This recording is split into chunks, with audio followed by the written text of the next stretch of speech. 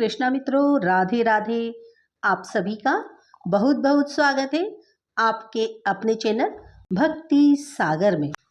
भीमसेन व्यास जी से कहने लगे कि हे पितामह, भ्राता युधिष्ठिर, माता कुंती, द्रौपदी, अर्जुन, नकुल और सहदेव आदि सब एकादशी का व्रत करने को कहते हैं, परंतु महाराज मैं उनसे कहता हूँ कि भाई, मैं भगवान की भक्ति पूजा आदि तो कर सकता हूँ, दान भी कर सकता हूँ, परंतु भोजन के बिना नहीं रह सकता।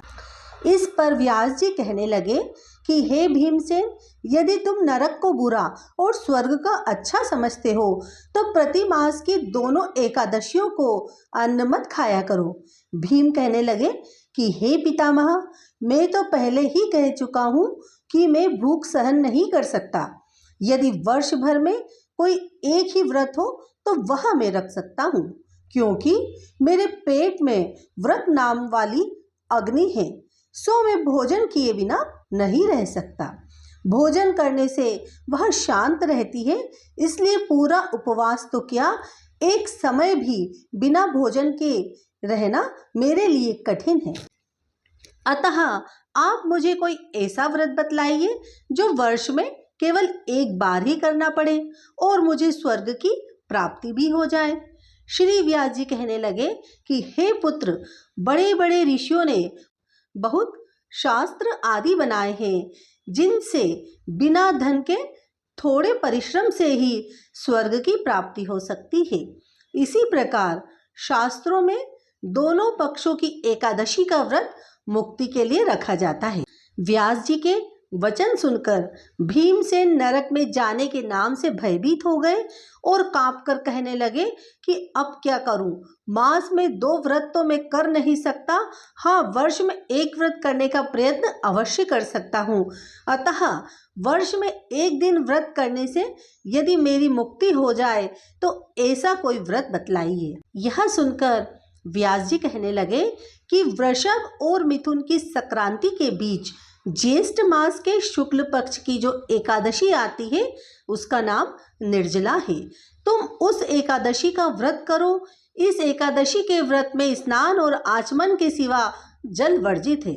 आचमन में 6 मासे से अधिक जल नहीं होना चाहिए, अन्यथा वह मद्यपान के सदृश हो जाता है। इस दिन भोजन नहीं करना चाहिए, क्योंकि भोजन करने से व्रत नष्ट हो जाता है।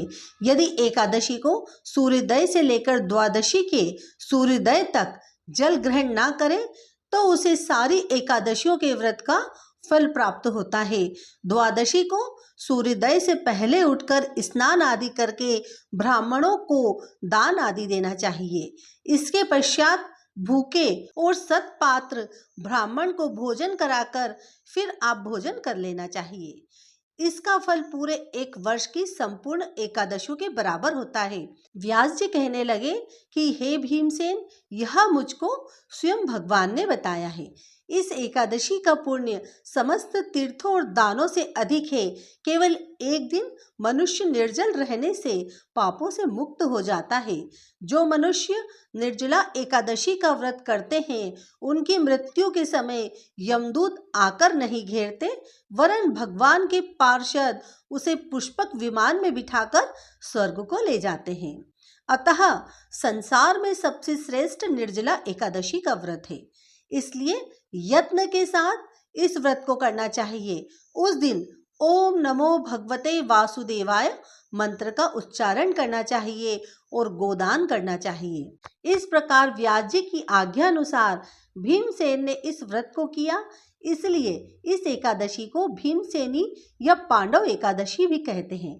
निर्जला व्रत करने से पूर्व भगवान से प्रार्थना करें कि हे भगवान, आज मैं निर्जला व्रत करता हूँ, दूसरे दिन भोजन करूँगा, मैं इस व्रत को श्रद्धा पूर्वक करूँगा, अतः आपकी कृपा से मेरे सब पाप नष्ट हो जाएं। इस दिन जल से भरा हुआ एक घड़ा वस्त्र से ढककर स्वर्ण सहित दान करना चाहिए। भगवान विष्णु को तुलसी अर्पित करें। निर्जला एकादशी पर भगवान विष्णु की पूजा में तुलसी पत्र अर्पित करना अत्यंत ही शुभ माना जाता है। सुबह ब्रह्म मुहूर्त में स्नान करें और भगवान विष्णु की मूर्ति के सामने तुलसी की मंजरी चढ़ाएं। ओम नमो भगवते वासुदेवाय मंत्र का 108 बार जाप करें। ध्यान रखें कि एकादशी के दिन तुलसी के पत्ते न तोड़ें, एक दिन पहले ही इकट्ठा कर लें। यह उपाय आर्थिक समस्याओं को दूर करता है और सुख समृद्धि लाता है। इस दिन माता लक्ष्मी और भगवान विष्णु को श्रीफल अर्पित करें और फिर इसे किसी जरूरतमंद को दान करें। यह उपाय जीवन में बाधाओं को हटाता है और माता लक्ष्मी की कृपा से धन धान्य की प्राप्ति होती है। दान करते समय मन में शुद्ध भाव रखें और भगवान का ध्यान करें। विष्णु सहस्त्र नाम का पाठ करें। निर्जला एकादशी पर विष्णु सहस्त्र नाम का पाठ करना विशेष रूप से फलदायी माना जाता है। स्नान के बाद स्वच्छ वस्त्र पहने और भगवान विष्णु की मूर्ति के सामने बैठकर इस पाठ को करें। जो मनुष्य इस व्रत को करते हैं उनको करोड़ों पल सोने के दान का फल मिलता है और जो इस दिन यज्ञाधिक करते हैं उनका फल तो वर्णन ही नहीं किया जा सकता। इस एकादशी के व्रत से मनुष्य विष्णु लोक को प्राप्त होता है। जो मनुष्य इस दिन अन्न खाते हैं वे चांडाल के समान हैं, वे अंत में नरक में जाते हैं। जिसने निर्जला एकादशी का व्रत किया है वह चाहे ब्रह्म हत्यारा हो, मद्यपान करता हो, चोरी की हो या गुरु के साथ द्वेष किया हो, मगर इस व्रत के प्रभाव से वह स्वर्ग को जाता है।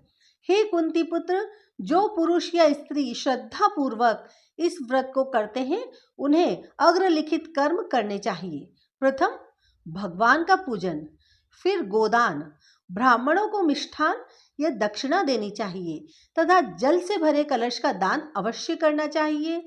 निर्जला के दिन अन्न, वस्त्र, उपाहन आदि का दान भी करना चाहिए। जो मनुष्य भक्ति पूर्वक इस कथा को पढ़ते या सुनते हैं उन्हें निश्चय ही स्वर्ग की प्राप्ति होती है।